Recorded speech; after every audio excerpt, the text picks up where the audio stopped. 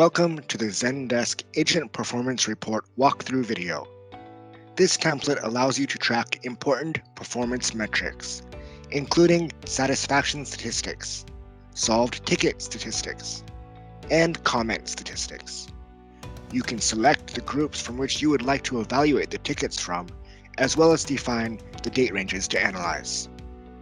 First, choose the Zendesk Agent Performance Report template from the library.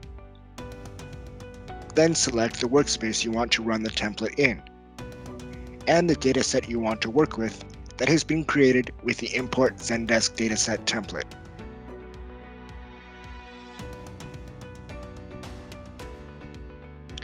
In the Configure Report Options stage, you will need to select the Zendesk groups you want to include. You can choose one or more groups. In this example, we will select the priority and escalation teams in our dataset. Next, select the predefined period you want to run the report for, or set a custom date range. Then, you can configure where you want the report to be sent to, and the subject of the email.